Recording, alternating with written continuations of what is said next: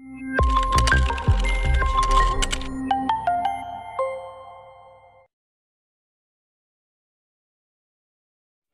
lagi di rumah nih guys. Jangan lupa like, comment, and subscribe. Perkenalkan, namaku Dio dan sekarang saya bekerja di salah satu perusahaan di kota Jakarta. Dan kisahku ini terjadi sekitar 3 tahun yang lalu ketika aku dan Tante Jessica berdua di rumahnya. Dulu saya tinggal bersama kedua orang tuaku di sebuah komplek kecil milik sebuah instansi pemerintahan dan dihuni oleh beberapa keluarga saja di dalam satu pagar. Tetangga yang paling dekat dengan kami adalah Om Yan dan Tante Jessica yang mempunyai 2 orang anak laki-laki yang masih kecil-kecil, yang besar berusia 3 tahun dan yang kecil berumur 1 tahun. Pada saat aku kelas 3 SMA, Om Yan secara kebetulan ditugaskan oleh kantornya untuk belajar ke Jepang. Terakhir, saya baru tahu kalau Om Yan bertugas selama 1 tahun lebih. Dan tinggallah Tante Jessica dan 2 orang anaknya beserta 1 orang pembantunya. Keadaan tersebut membuat saya berniat untuk selalu bertandang ke rumahnya dengan alasan ingin bermain dengan kedua anaknya.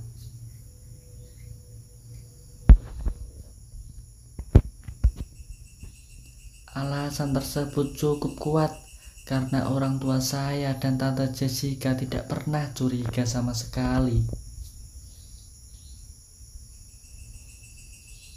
Seringkali saya juga memergoki Tante Jessica sedang berganti pakaian di kamar dengan tidak menutup pintunya atau mandi dengan tidak menutup pintunya.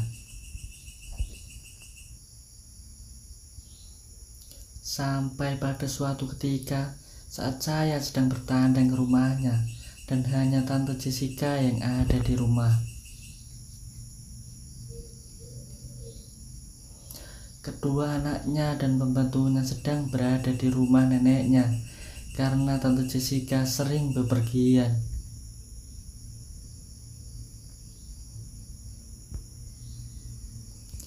Dan kebetulan juga orang tua saya saat itu sedang ditugaskan keluar daerah dengan ikutnya ibu dan kakak saya, yang berarti saya juga hanya tinggal sendiri di rumah.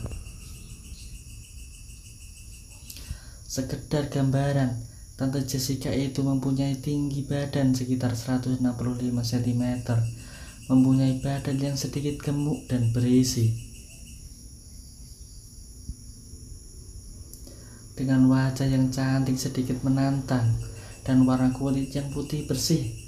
Wajarlah jika Tante Jessica menjadi impian banyak laki-laki baik maupun laki-laki dumbelan.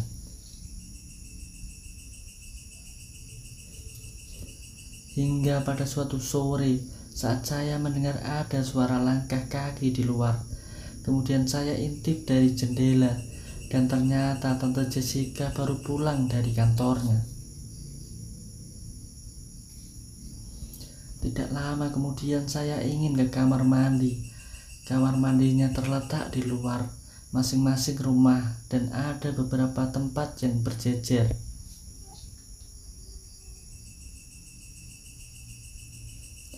Di saat saya keluar dari kamar mandi, saya berpapasan dengannya. Dia memakai kimono tipis warna biru muda dengan handuk di pundak dan rambut yang diikat agak ke atas sehingga leher jenjangnya terlihat mantap sekali, bro.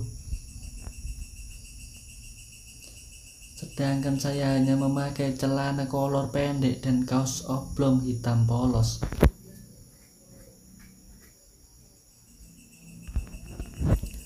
"Malam tante," saya sapa dia agar terlihat agak sopan. Malam Mas Dio, kok belum tidur? Balasnya. Dan tanpa saya sadari, tiba-tiba dia mencekal tangan saya. Mas Dio, katanya tiba-tiba dan terlihat agak sedikit ragu-ragu.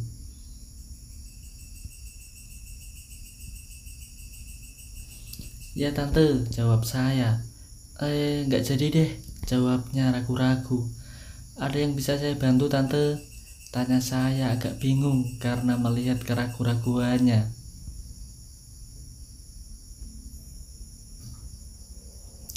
Enggak kok, tante cuma mau nanya, jawabnya dengan ragu-ragu lagi. Mas Dio di rumah lagi ngapain sekarang? Tanya dia. Lagi nonton, emangnya kenapa tante? Saya tanya lagi.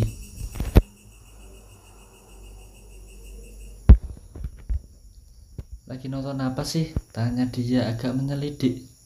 Emangnya ada apa sih tante? Kalau tidak ada apa-apa, saya mau nerusin nonton lagi nih, kata saya dengan agak memaksa.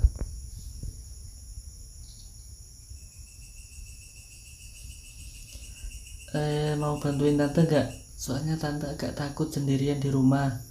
Kalau kamu mau sambil nonton juga boleh kok, kata tante Jessica. Bawa aja filmnya ke rumah, tante juga punya beberapa film seperti itu. Nanti tante temenin nontonnya deh, kata dia merayu.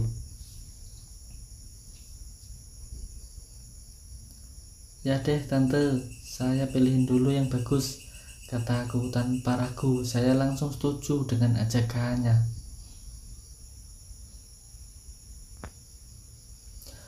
Puncuk di cinta ulang pun tiba, sesuatu yang sangat aku impikan sejak lama untuk bisa berdua dengan tante Jessica. Akhirnya kini aku menemani tante Jessica di rumahnya. Aku sedang menonton TV bersama tante Jessica sembari menikmati popcorn dan segelas sirup yang disiapkan tante. Tiba-tiba terjadi hujan lebat dan seketika lampu padam. Kulihat di luar memang ada pemadaman listrik. Untung saja tante Jessica menyimpan lampu darurat.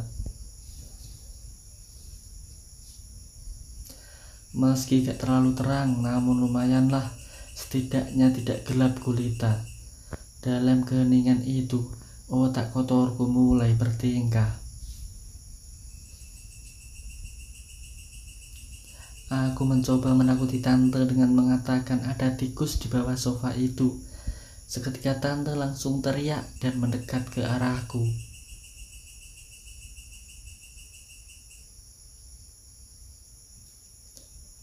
Kilatan petir membuatnya seketika merangkulku, bro. Aku sedikit bengong dan bingung. Apa yang harus aku lakukan dalam kondisi yang enak ini? Gumamku dalam hati.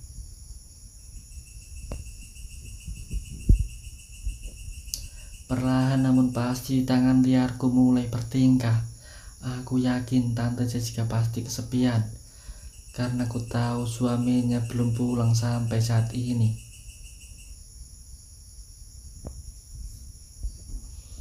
Dan melihat tingkahku, tante Jessica justru diam saja dan seolah-olah mempersilahkan aku untuk lanjut terus.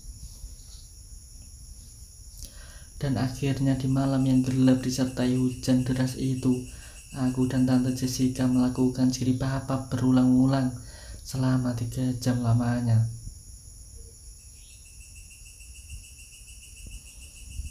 Sampai akhirnya kami terlelap tidur di malam yang dingin namun penuh keringat itu.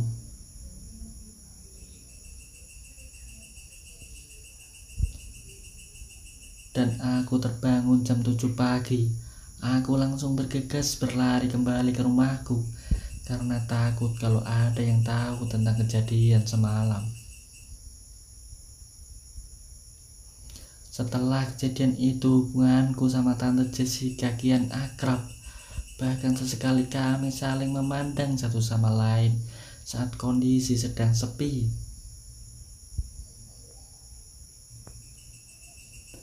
Sampai saat ini kejadian itu masih menjadi rahasia kecilku dengan Tante Jessica. Terima kasih sudah menonton video ini. Jangan lupa subscribe ya bro.